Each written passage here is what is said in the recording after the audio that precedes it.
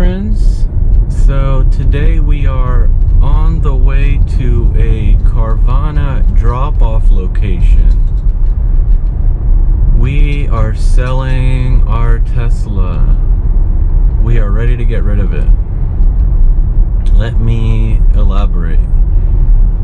So if you've watched some of my other videos, you've probably heard me say that we have two Teslas, so it's my wife and I. So I typically drive the Model Y and she drives a Model 3 that we have. Recently we had a child. My wife is going to be at home for a while. I get to work from home in my job.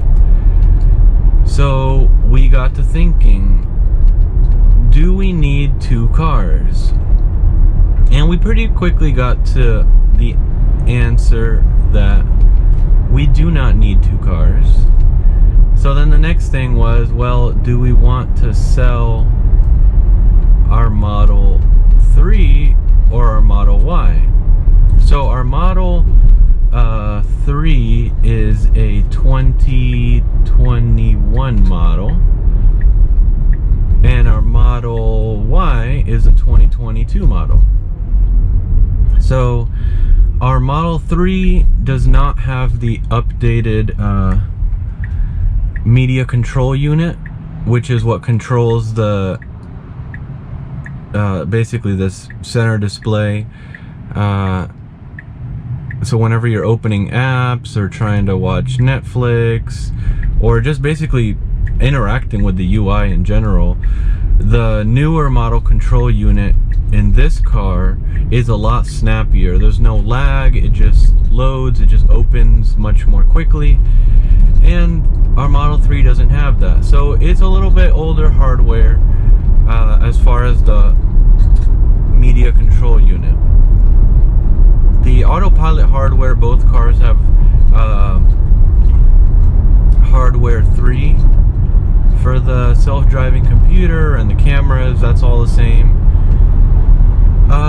But a lot of you guys, and probably anybody in the market for a new vehicle, will come to the point where they have to ask themselves, should I get a Model 3 or should I get a Model Y?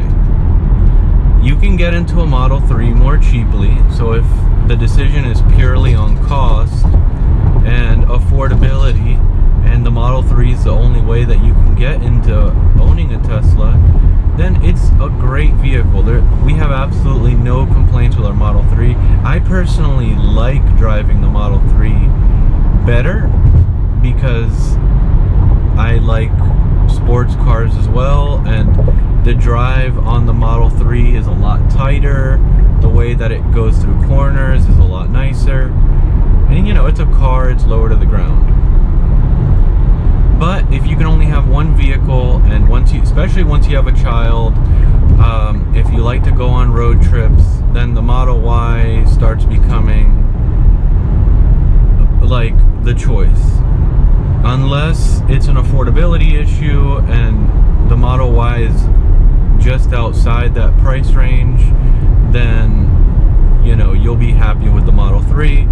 But if both of them are within your price range and you can only choose one, there's a good chance that you'll end up choosing the Model Y.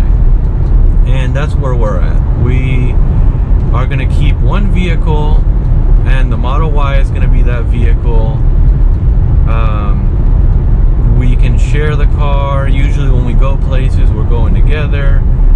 Whenever we road trip, we're always taking this car now. Since we've had both Teslas, this is always the one we take on the road trip.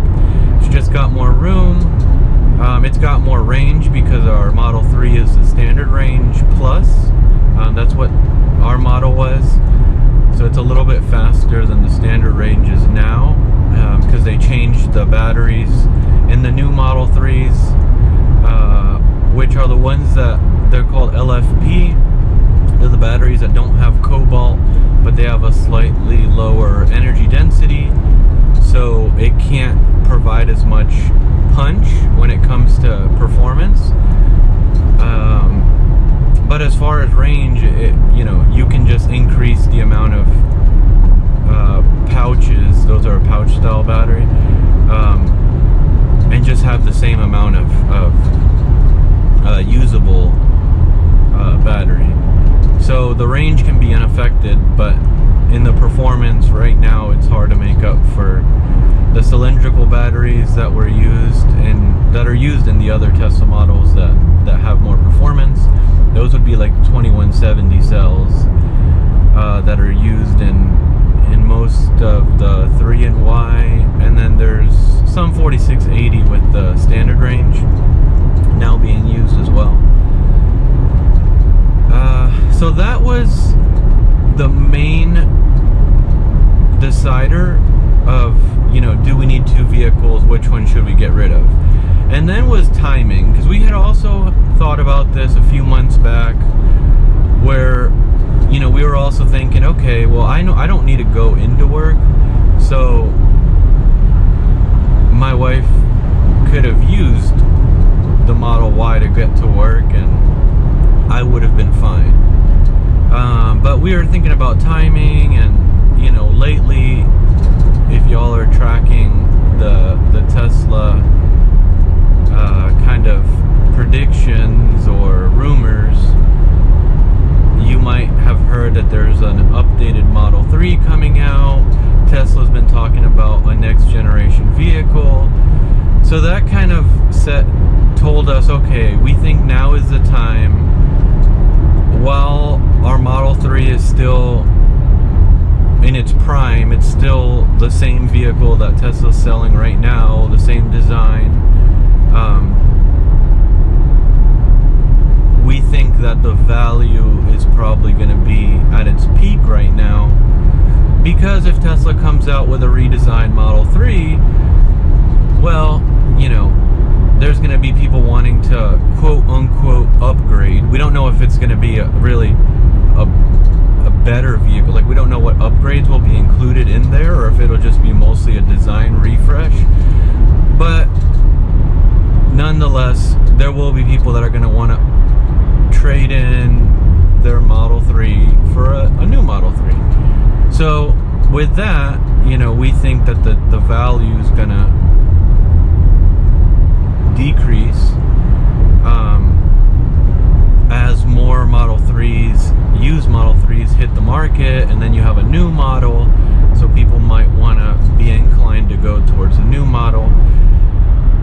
And then for us, we were thinking, since we don't need 2 vehicles right now, well, let's get it sold while it's still a popular model, while there's still a high demand for the vehicle. And then we'll wait until the next generation vehicle comes out, and then maybe we can get in at a lower or similar price point.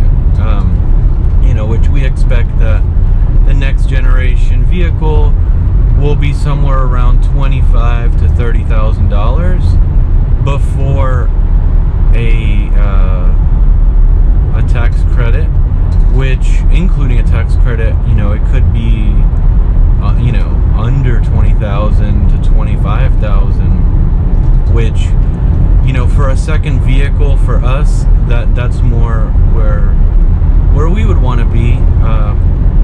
And also from a technology point of view, if you're into using full self-driving and you believe that robotaxi will be coming either the end of 2022 or sometime in 2023, then you might also be looking at those features such as upgraded cameras, the hardware 4 that's probably going into those vehicles. It might be more optimized for robotaxi, and that's something that we're looking forward to, where we would hope that our vehicle can be put into a robotaxi pool and generate some kind of passive side income for us when we're not using the vehicle. Also, the next generation vehicle will be on a 48-volt architecture, which, you know, should add some weight savings. There might also be some more efficiency gained since there's less resistance. resistance with a higher voltage architecture. So since we don't need two vehicles, we'd be okay with waiting for the next generation vehicle to come out until we get another car. So that's our decision for selling our Model 3. So it's mostly based off not needing a second vehicle, and it's probably the best timing to sell our Model 3 if we're not wanting to keep it.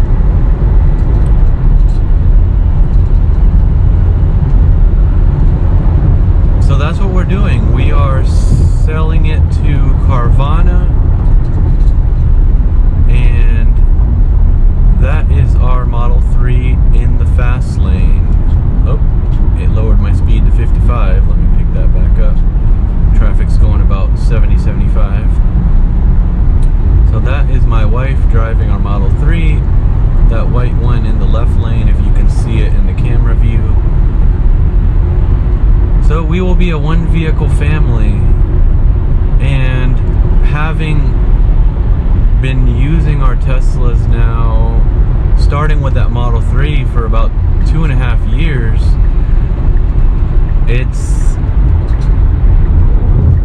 a vehicle that can do everything. I mean, you can road trip with it, you can use it day to day. It's got every convenience and luxury and more that you can imagine. So I know some of you might be wondering, like, wow, so you're only going to have one vehicle and it's going to be an electric vehicle? Yes. Electric vehicles are perfectly capable of being your only vehicle. And why can I say that? Because we only had two vehicles, and both our vehicles were Teslas. And they are perfectly capable. We've never felt like we can't go somewhere or do something because we have a Tesla. I mean, you have plenty of range, you charge at home, road tripping is a breeze, and everybody's different, right? So everybody will create their own kind of routines when you road trip. I'll tell you what's worked for us. Whenever we road trip, we typically use our charging stop as our eating stop, and obviously bathroom as well if we have to use the bathroom at that time. And you normally do, because when you stop to charge, you know, you've been in the car for a few hours. It's not like you have to stop every hour, and that's another misconception. So you'll probably have to use the bathroom by the time you have to charge anyway. You'll probably be hungry by the time you have to charge. So we like to use our charging stops as a time to eat. So what do?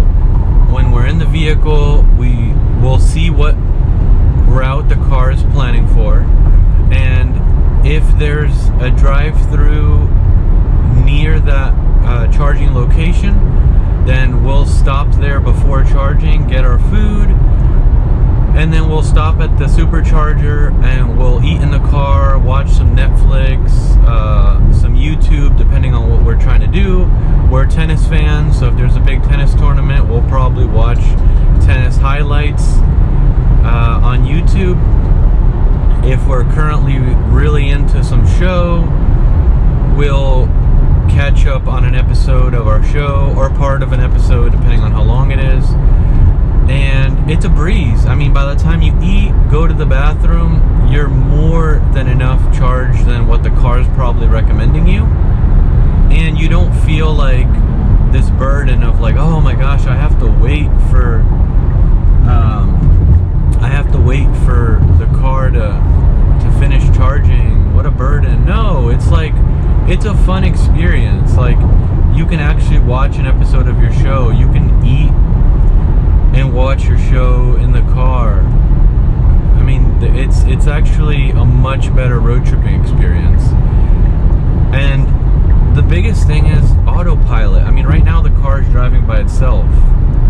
If you can go on a road trip and you don't have to drive, you don't have to do the stop and go traffic when you're going through cities during rush hour, because you normally do have to. I mean, you know, if you're going on a road trip, you'll probably go through a city, some kind of city. There's my wife. Some kind of city during rush hour. And it sucks to drive on your road trip during rush hour. Not if you have autopilot. It's not as bad. The car's driving for you. It's doing the stop and go for you. You don't have to deal with that stress of stopping and going. And it's just, you know, it's a much better experience.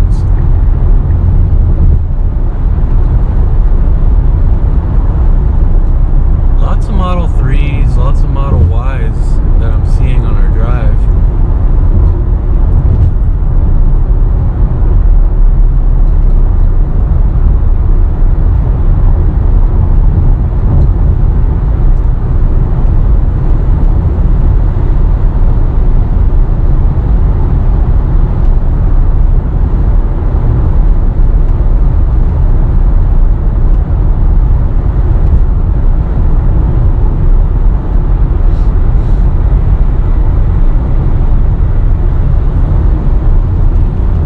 If you're wondering what options we considered for selling our vehicle, we checked a few different online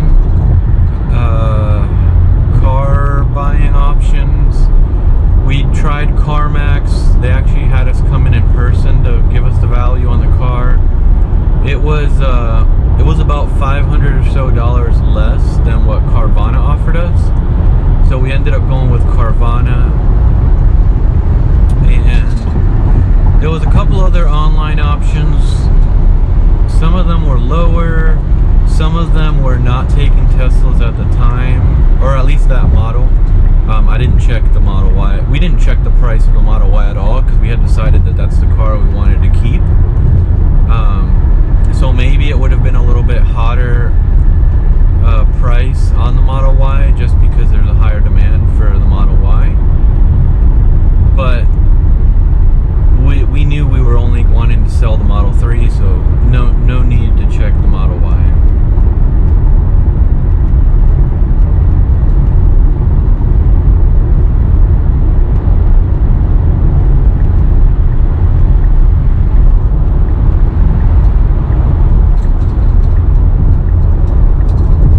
So we definitely know we're going to want to get the next gen Tesla. We even know what color we want to get because we were talking about that when we went for a walk at the park. We were like, all right, well, you know, let's be ready for when the reservations open up. So let's talk about like what color does my wife want. And she was like, she asked me for my input too, which I would 100% go with whatever she wants because this second car that we're getting rid of is really more her car, even though it's, you know, all of the cars are our cars. You know, any of us can use them as needed, but we do kind of say, okay, this is more your car and this is more my car predominantly. But now the Y is our car, so when we get the next gen car, it's probably going to be more her car.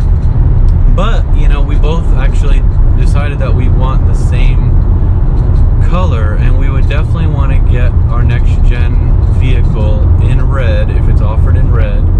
I'm really hoping that we get that I think it's called multi-coat red, don't quote me on that, but it's whatever red that is in the Berlin Gigafactory in Germany. We really hope that comes to Texas here, or for the next gen vehicle soon. I think I did see that in Austin, Texas, they're building a new paint factory. So I'm hoping that's the more advanced paint factory like they have in Germany, and we'll be able to get the new colors, which really, those new colors just require more paint layers in order to bring out the depth of the color. So that's why it's currently not offered in the United States, because the paint shops in the Texas and the California factories do not have that capability expect those to come, at least I think for the Texas factory. I'm not sure on the California factory because that one's kind of limited in space and how far it can expand. So that factory I think might be constrained in size, so I don't think there's much else that they can do over there. They just kind of keep gaining small efficiencies, but they can't really do much for expanding that factory. At least that's my best understanding. If I'm wrong, leave a comment below so that we can all be as educated as possible on the subject.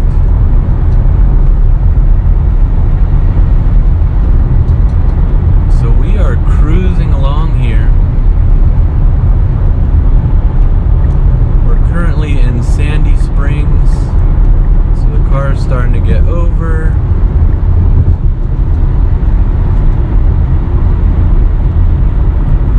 Yeah, it's really nice having FSD Beta. I mean autopilot as well, but being able to do the lane changes. We're on FSD Beta in this vehicle,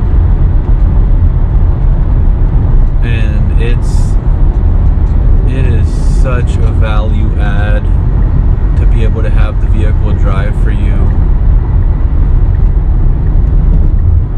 You just don't have to commit as much mental energy to driving. It's more just supervising, like, am I moving in the right direction? Is the car being safe? And it just kind of unlocks your mind to where you can think more deeply when you drive. And if you're like me, driving is an activity where I use it for thinking. I love listening to podcasts, listening to interviews, an audiobook.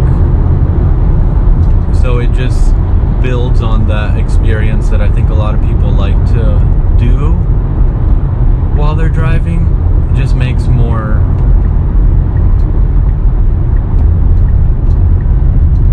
for a more productive drive. You don't really feel like you're wasting your time just driving. You're actually learning or getting some knowledge or getting something done.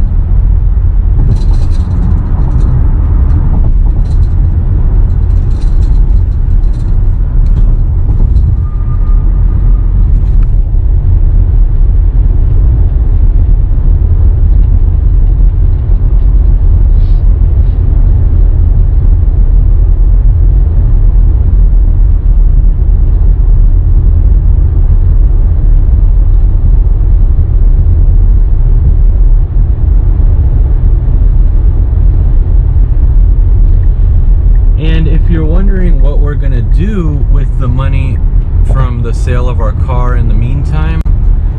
So our plan is I'm just gonna take over for a little bit because I think we're gonna get in the right lane up here, and I want to stick with my wife. So let's make sure we're going the right way. Yeah, I think we're going the right way.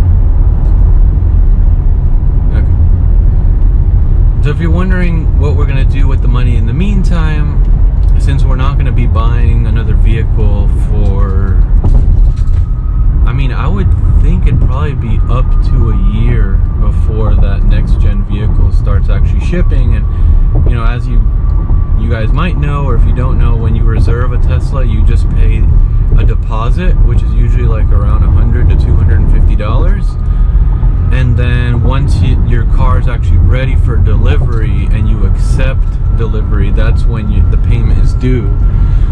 So in the meantime, we're going to donate some of the money to our food pantry that we're really passionate about. So we don't own, or we're not the CEOs or anything of that food pantry, but we're really close to Tim, which is the CEO of Satisfeed. So Satisfeed serves the needs of the Gwinnett area in Georgia. Right now they're currently feeding like 300 to 400 families a weekend, and you know, we feel like, you know, God's put on our heart that part of that money should go to Satisfeed, and we will be doing that donation once the money's in our hands from the sale, and then the other part of the money we'll be keeping in a high yield savings, which right now is pretty nice. I think we're getting around 5% or so. So we'll just keep the money in there until it's due for the next vehicle, and then we'll just hopefully pay for it in full. So if you guys are interested in a high yield savings, I'm personally using Marcus by Goldman Sachs. I've been really happy with it. It's an online high yield savings account. Your money's not tied up. You can do it same day transfers. It's FDIC insured. I'm not sponsored by them, but I do have a referral link that will get you an extra 1% for 3 months. And then if you also refer others by opening an account, then you can kind of get an additional 1%. There's a limit. I think it's 5 people that you can recommend before they cap the referral. So let me know. Send me a message or an email on my channel if you're interested in signing up. I can share my link with you, and I think it would be helpful to both of us, because I would also get a 1% bonus for 3 months, I think, from the time the person signs up and actually deposits the money. So let me know. That's our plan. We definitely feel good about it. We're trying to get into this mindset of not consuming much more than what we need. I'm not going to say not consuming more than what we need, because in the United States, most of us have more than what we need physically. I would say where we're probably lacking is more emotionally and spiritually a lot of times. So as far as physically, you know, we're trying to not be so much more than what we need, and you know, we think we can do fine with having one car, and it's a reliable car, so we don't have any worries that that'll be an issue.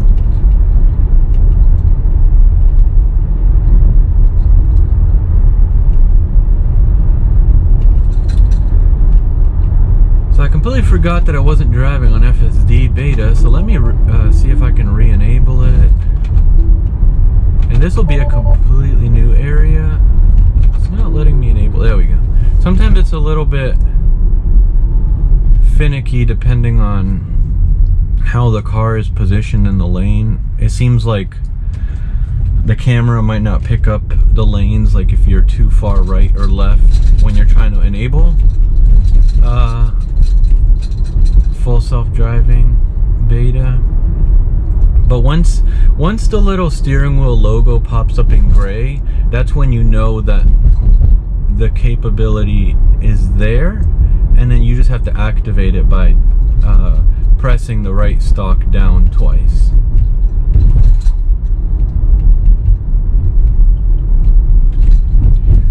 So this is a completely new area for me. I mean, we never really come down this way. So today you're getting some FSD Beta in Chamblee, Georgia. So let's see how it goes.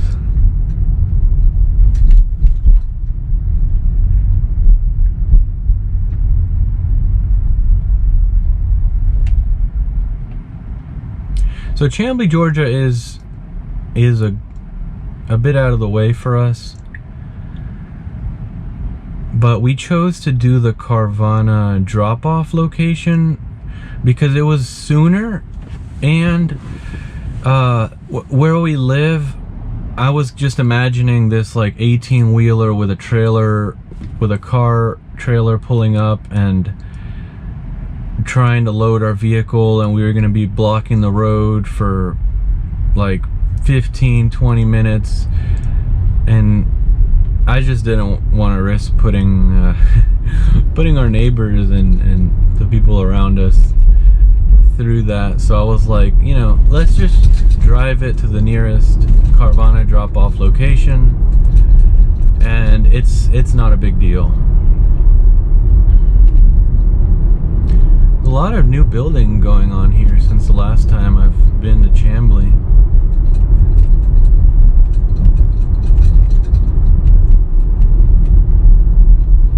Lots of, looks like luxury apartment and townhomes.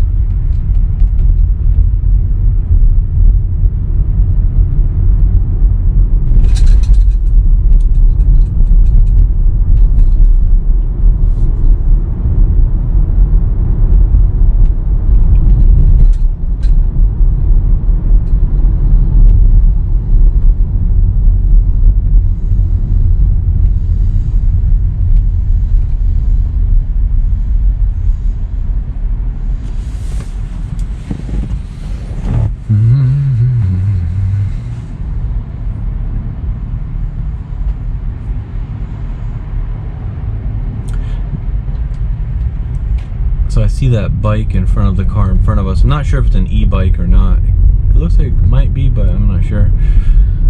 So we kind of are starting to think about wanting to get a couple of e-bikes.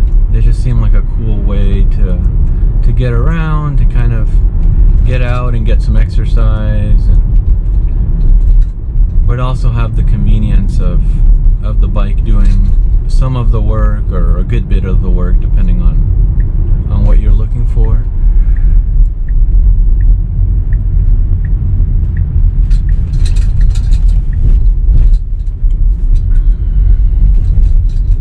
So this is a very unmarked road. There's no lane markings, but the car is doing good with staying on the right, and it kind of recognizes where the lane should be. So on the animation, it is drawing a double yellow line, which is appropriate for how we should be driving this type of road. But yeah, I'm impressed with how well FSD Beta is doing here.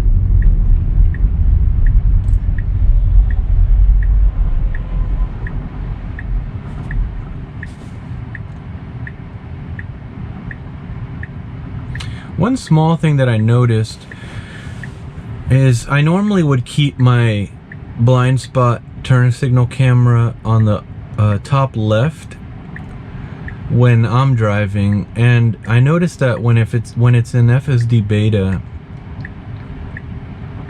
it moves it over to the middle, which does make a lot of sense because you're not driving, so you're not as dependent on having that camera preview, and then it kind of leaves open the animation and the feedback that you get from FSD Beta. So now you can actually move it and kind of cover this area if you wanted to, but that is nice that Tesla kind of moves it over for you when it's in FSD Beta.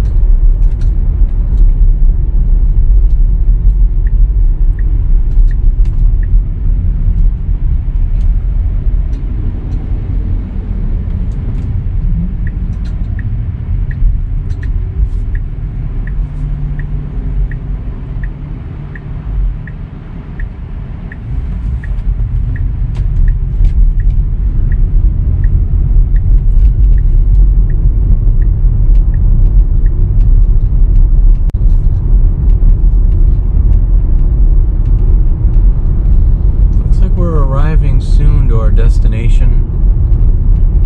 So I'm going to go ahead and say goodbye, and I'm going to take over just to be ready of where I need to go. So thank you guys for watching. I hope you got some value out of this video and why we're selling our Tesla Model 3, what we plan to get next, some of the things that we like about our Tesla Model 3 and why. And you also got to see some FSD Beta on the way here, and also in a different area that we don't normally drive in. So if you enjoyed this video, like and subscribe.